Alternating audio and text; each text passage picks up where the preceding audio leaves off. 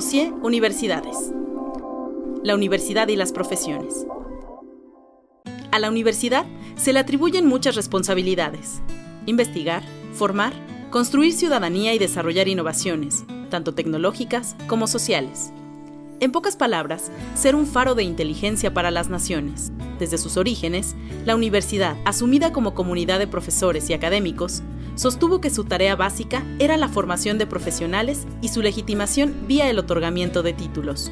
La tarea de formar profesionales se expresaba de diferentes maneras, según territorios y épocas, donde las instituciones de educación superior se asentaron y de acuerdo con lo que socialmente se requería y entendía por profesión.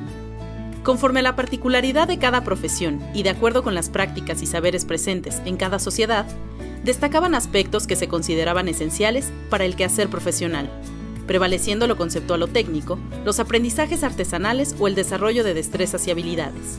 Las profesiones universitarias, como expresión de la legitimidad social de la institución educativa, representan una multitud de procesos de conformación, transformación y articulación de sujetos sociales, procesos intelectuales y luchas de paradigmas del conocimiento. Los saberes especializados responden a las demandas del campo laboral y constituyen la expresión del vínculo entre el conocimiento formal y su asignación en tareas sociales de las instituciones universitarias.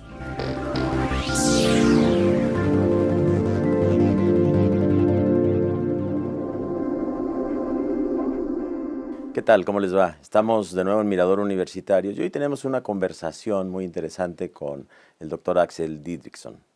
Axel es un especialista en educación superior, profesor investigador de la Universidad Nacional Autónoma de México y, como ustedes advertirán en el curso de la discusión, es un hombre bien informado sobre lo que pasa en América Latina y el mundo. Bueno, hoy, Axel, bienvenido. Nos da mucho gusto tenerte en este Mirador Universitario. Espero que se repita la ocasión de conversar contigo. Encantado, muchas gracias. Axel, hoy las profesiones han cambiado. Hemos sufrido quizá la gran transformación de que las viejas profesiones liberales dejaron de ser, en muchos casos, el horizonte del universitario de clase media, el horizonte de capilaridad social. ¿Qué ha hecho cambiar las profesiones en esta sociedad del conocimiento? Bueno, yo diría que los principales factores de redefinición de los perfiles de egreso y de las profesiones son tres fundamentalmente. Uno, desde los años 80 para acá, y sigue todavía, y se va a extender hasta el año 2030, 2035, de acuerdo con los pronósticos de los cambios que ocurren en la matriz económica y productiva. El primer factor se debe a la redefinición de los paradigmas del conocimiento. En los 80s a la fecha hemos tenido un revolucionamiento de las bases conceptuales, epistémicas, metodológicas, de lenguaje y de técnicas, y tecnologías también, por supuesto, de la relación ciencia y tecnología desde el plano de una nueva organización y gestión del conocimiento. Entonces, esto hace que las bases, igual métodos, lenguajes, contenidos, técnicas de las viejas profesiones quedaron rebasados por este cambio del constructo epistémico, metodológico, muy importante, que fue de la disciplina, de la materia, de la asignatura, del profesor que impartía su clase exactamente como lo había hecho durante años y años y años y años, con el mismo libro de texto, con los mismos apuntes, etcétera, a un brinco, una transición hacia la interdisciplina. La multi primero y luego la interdisciplina. Esto modificó las bases con las cuales se aprendía y se producía y se transfería el conocimiento desde las universidades. Es un primer factor muy importante. Modificó fundamentalmente cómo aprendes y de qué manera produces el conocimiento. Y esto se dio en todas las universidades. En las nuestras llegó un poco tarde, pero ya se da, digamos, en un 20%, 30%, mientras en otras ya es un 100%. Allá hay un atraso importante en la transformación de las estructuras de gestión y de producción del conocimiento. Un segundo factor muy importante es el mercado laboral. El mercado laboral empezó a exigir no un título per se, dejaron de importar los títulos como tales, sino más bien lo que sabías y lo que podías presentar en los cambios que ocurrían en el mismo sistema productivo, de la matriz productiva. Es decir, la exigencia del trabajo en equipo, de otros idiomas, de trabajar con diversas disciplinas y sobre todo tener habilidades genéricas, lo que se llama habilidades de transferencia del mercado de trabajo, que son habilidades de comunicación, de planificación, de organización, de lingüísticas, por supuesto, de manejo de proyectos, de elaboración de proyectos, de pensamiento crítico y de transformación de los procesos mismos que están cambia en una flexibilidad en los mercados laborales muy dinámica. Esto hizo que se transformaran los perfiles viejos de ingreso y egreso y se articularan a esto que se llama transferencia de habilidades. Es decir, hay que formar en habilidades genéricas para que la inserción en los mercados laborales que están dinamizándose pudieran hacerse efectivos el plano del egreso. Es una fantasía pensar que las universidades pueden preparar a los estudiantes para el mercado actual, porque el mercado laboral siempre va cambiando. Sin embargo, las profesiones también van modificando los propios mercados laborales. Entonces, yo creo que esta relación tiene que ser vista con un poco más de cuidado y con un poco más de crítica sobre qué necesita lo uno de lo otro, porque las universidades también necesitan una retroalimentación del propio mercado laboral. El mercado laboral son las necesidades en el país, las necesidades que existen en ese momento. Cuando vemos los estudios sobre mercado laboral, por ejemplo, en México, nos damos cuenta que la mayoría de las empresas prevén contratar licenciados. Todavía no estamos en ese momento donde la preparación de maestros o doctores en el campo laboral sea una demanda muy amplia. Sin embargo, es importante que se desarrolle, por supuesto, y también depende del campo. Entonces, en esa medida hay que buscar este equilibrio entre cuál es el desarrollo de estas áreas, qué se va a demandar, qué se espera, y también seguir fortaleciendo y preparando mejor a los egresados de estas carreras más tradicionales para que puedan tener un mejor desempeño.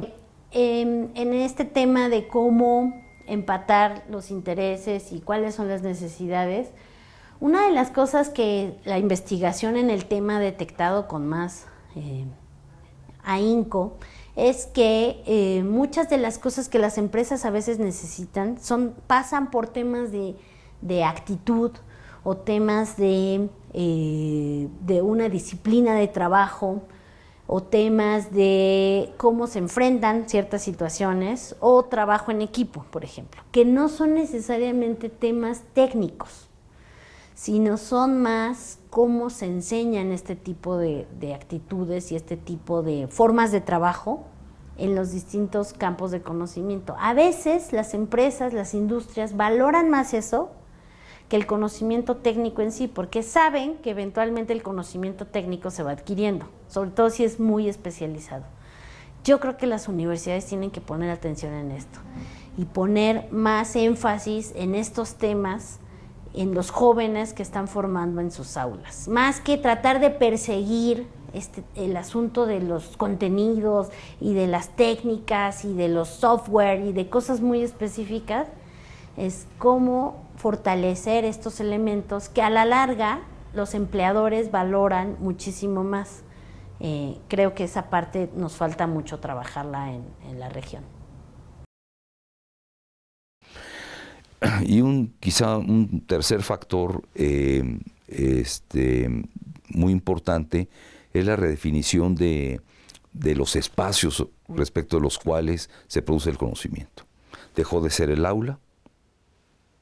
Cada vez más las nuevas tecnologías te permiten abrir y multiplicar las posibilidades del desarrollo de aprendizajes en todo momento, en todo lugar.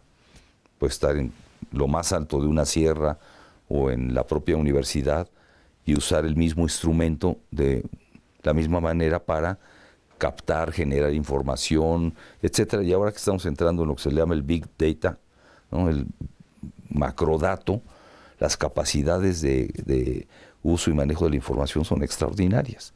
Por lo tanto, los aprendizajes cambian y los instrumentos y las nuevas tecnologías están redefiniendo todos los espacios de aprendizaje. Entonces ahí hay también un impacto diferente de cómo se desarrollan los sistemas escolares, porque el aula dejó de ser también el único espacio, y los programas online, los MOOCs que se le llaman, ¿no? Los sistemas abiertos a distancia que ya están por miles en todo el mundo.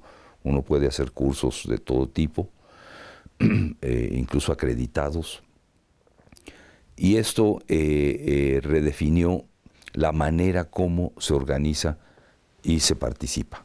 Y en particular dejó de ser la institución el único referente para trabajar académicamente o para prepararse para el futuro laboral.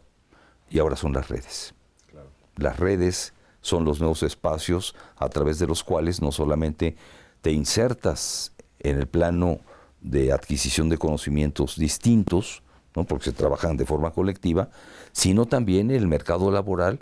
Las redes ya son los espacios a través de los cuales se realizan macroproyectos, se realizan múltiples productos, ¿sí? Es decir, se entra a la fase de la localidad, lo global y lo local. Siempre lo local predomina porque es un contexto de realización, pero es el típico, digamos, proceso que ocurrió en los 80, 90, donde se decía una parte del automóvil se está produciendo en Corea, otra parte del automóvil se produce en China o en Japón, otra parte en Brasil, otra parte en Sudáfrica, y se ensambla en México.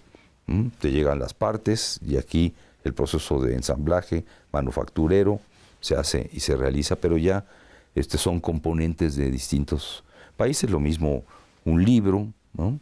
Pues estamos produciendo ahora el 6º informe de esta red en la que estamos metidos, que es la Global University Network for Innovation, que en donde participan 60 autores de varias partes del mundo, de África, de Asia, etcétera, etcétera, y son macroproyectos, ¿no? Macrodatos, macroproyectos y trabajos en redes internacionales o locales con referentes internacionales. Esto ha redefinido completamente el mercado laboral. Claro. Estos 3 elementos que nos mencionas, que son, digamos, el gran bastidor del cambio, tendrían en común denominador, si te resulta interesante para luego seguir en la discusión, 3 elementos. Uno de magnitud. Obviamente la magnitud del cambio era inalcanzable, impensable en la segunda mitad del siglo XX, ¿no?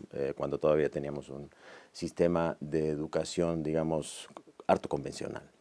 Segundo, el tema de la dinámica. Lo que tú nos señalas muestra en las tres vectores que nos distingues una dinámica que ha cambiado radicalmente. Cadenas productivas, proceso de aprendizaje, proceso de inserción, incluso al conocimiento, ¿no? La atomización, ¿verdad?, de este proceso. Y luego la velocidad. Y aquí quisiera que si tú nos pudieras desplegar este argumento pensando en las universidades. A ver, las universidades, ¿en qué medida han sufrido esta transformación de la dimensión, de la dinámica y de la velocidad del cambio? Porque en ello está, vale decir, su continuidad como centros de producción de conocimiento, como centro de formación y difusión de conocimiento, pero también Un elemento que me interesa que nos abundes es el tema de las capacidades de innovación, que aparentemente están escapando al ámbito de la universidad.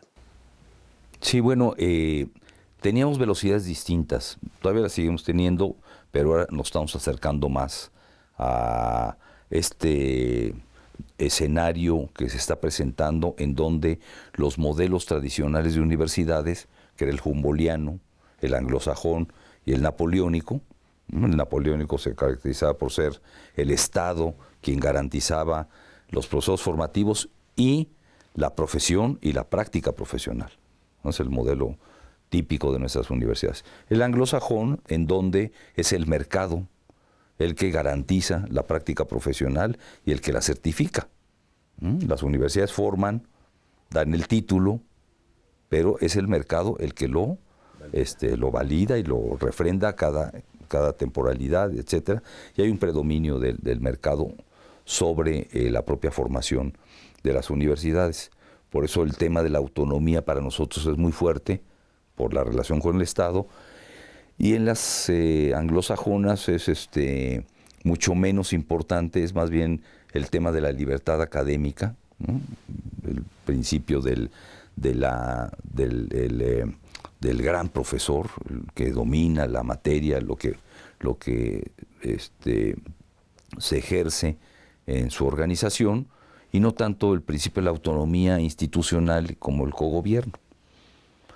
Y en el modelo humboldtiano pues predomina la producción del conocimiento, es decir, la relación docencia-investigación, donde lo fuerte es la investigación. Estos modelos están en crisis, se están desmoronando, van a seguir durante mucho tiempo, por supuesto, porque las universidades tardan en cambiar, tienen ritmos... Pero se imbrican. Sí, pero están asumiendo ya también cambios, sobre todo con subsedes o sus nuevas propuestas están ya tomando todos estos giros distintos, ¿no? en lo que van a ser la universidad del futuro.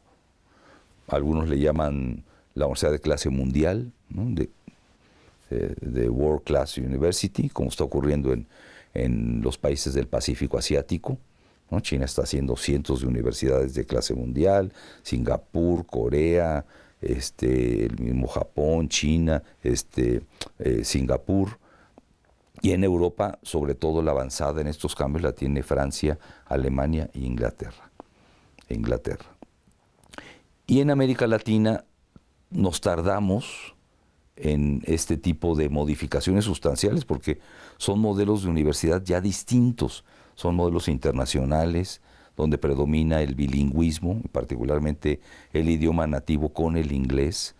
Las plantas académicas son internacionales, los modelos de gestión predomina la investigación de transferencia, es decir, la investigación para fines de innovación, tecnológica, productiva, económica, etcétera. Hay sueldos muy altos para los profesores, pero hay de todo el mundo, igual que estudiantes. O sea, se están internacionalizando, se están globalizando y obviamente tienen características de gestión con estos ritmos distintos. Son modelos que están apenas construyéndose. Yo mi proyecto de investigación está metido en eso. ¿Cuáles son las estructuras curriculares de gobierno, de profesión académica, de régimen académico, de organización interdisciplinar, los perfiles de egresos, sus relaciones con los mercados laborales y la matriz productiva, etcétera, en estas nuevas universidades que están surgiendo en todo el mundo?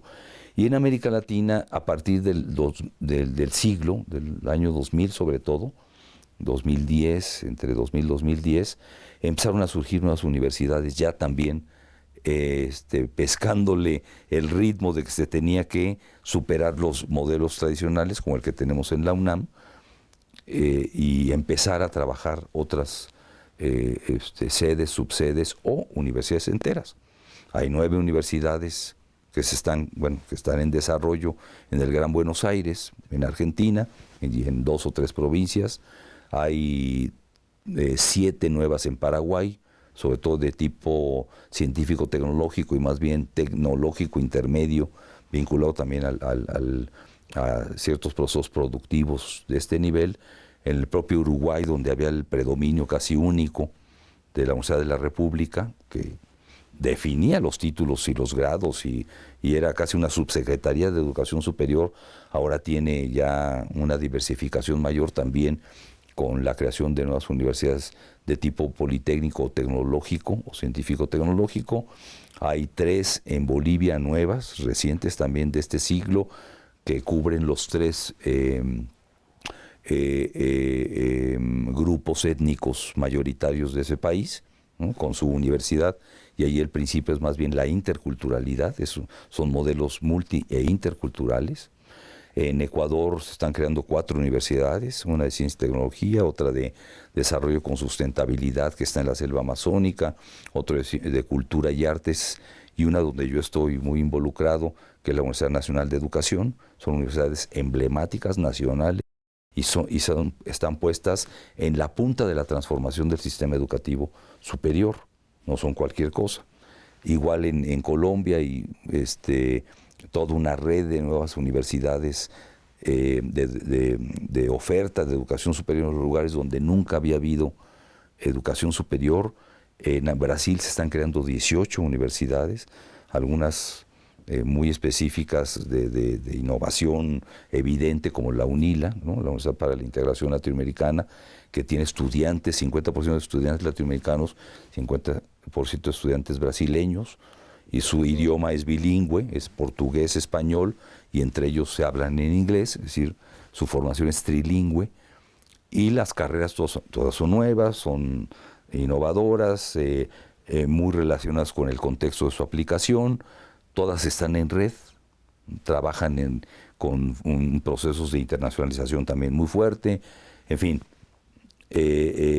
donde no hay nuevas universidades, hay sedes o subsedes vinculadas a la universidad tradicional. Por ejemplo, nuestra universidad, que tiene una subsede como campus, como un campi en Morelia, trabajando temas de medio ambiente, sustentabilidad y nuevas tecnologías. Hay otra subsede en León, en Guanajuato, completa, que es una universidad, la UNAM, en un estado. Tenemos institutos de investigación prácticamente en 23 estados de la República, desde Ensenada hasta Mérida, a lo largo y ancho del país.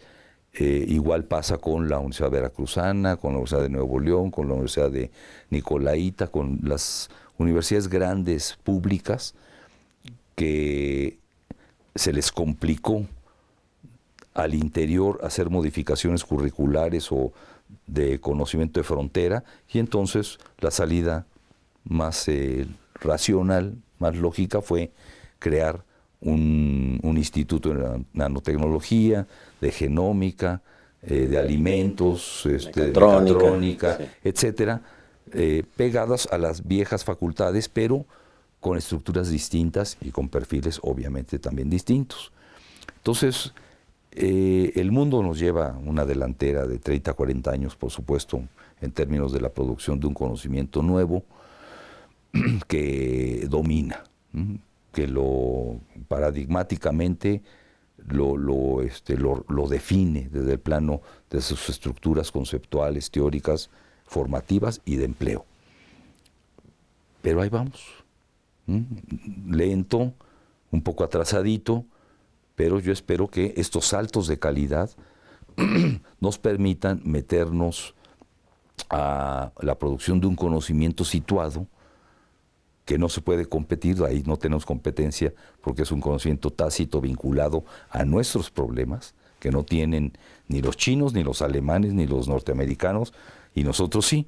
Y entonces tenemos que utilizar esta dinámica de redefinición de las estructuras conceptuales de conocimiento y de aprendizaje, de los mercados laborales en los que insertamos nuestros egresados, desde el plano de la resolución propia, con estructuras endógenas y con una necesidad imperiosa, apremiante, de que estas nuevas estructuras de aprendizaje lleguen a más personas. Es decir, los niveles de inequidad y desigualdad no los tienen otros países y nosotros sí. Entonces tenemos que ampliar la cobertura y nuestras capacidades como universidades, así, reproduciéndonos como hongos por todos lados, haciendo sedes, subsedes, subsedes, institutos, centros, y dejando los campus que van a seguir durante muchos años todavía haciendo egresar médicos, abogados, economistas, administradores, etcétera, etcétera, pero siempre y cuando tengamos esta oferta de egreso distinta, metidos en los nuevos conocimientos y vinculados con las estructuras de contexto que son distintas, pero prevalecen con inequidad y desigualdad en nuestros países latinoamericanos.